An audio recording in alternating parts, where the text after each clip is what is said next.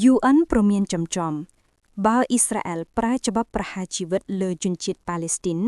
គឺជាអក្រិតកម្មសង្គ្រាមកាលពីថ្ងៃអង្គារទី31ខែមីនាអង្គការសហប្រជាជាតិ UN បានរិះគន់ធ្ងន់ធ្ងរចំពោះការអនុម័តរបស់សភាអ៊ីស្រាអែលចំពោះច្បាប់កាត់ទោសប្រហារជីវិតថ្មីមួយដោយព្រមានថាការអនុវត្តច្បាប់នោះនៅក្នុងដែនដីប៉ាឡេស្ទីន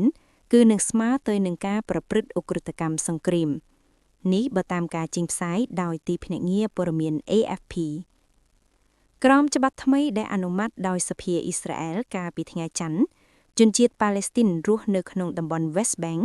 ដែលត្រូវតុលាការយោធាអ៊ីស្រាអែលរកឃើញមានពិរុទ្ធភាពពីបទធ្វើសកម្មភាពវេរប្រហារសម្លាប់មនុស្សដែលចាត់ថ្នាក់ជាអំពើភេរវកម្ម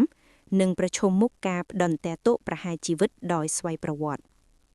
លោក Stefan Dujarric អ្នកនាំពាក្យអគ្គលេខាធិការ UN បាននិយាយថាស្ថាប័នពិភពលោកនេះប្រឆាំងទោសប្រហារជីវិតទោះក្នុងកលៈទេសៈបែបណាឬនៅទីណាក៏ដោយ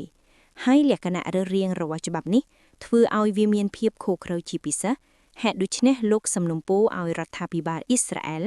លុបវាចោលវិញហើយកុំអនុវត្តគូបញ្ជាក់ថាអ៊ីស្រាអែលធ្លាប់អនុវត្តទោសប្រហារជីវិតចំនួន2លើកគត់គឺលើកទី1កាលពីឆ្នាំ1948ដែលមិនយូរប៉ុន្មានក្រោយបង្កើតរដ្ឋប្រឆាំងមន្ត្រីយោធារបស់ខ្លួនម្នាក់ដែលរងការចោទប្រកាន់ពីបទក្បត់ជាតិនិងលើកទី2កាលពីឆ្នាំ1962នៅពេលឧក្រិដ្ឋជនសង្គ្រាមនៃរបបណាស៊ីអាល្លឺម៉ង់ឈ្មោះ Adolf Eichmann ត្រូវបានព្យួរក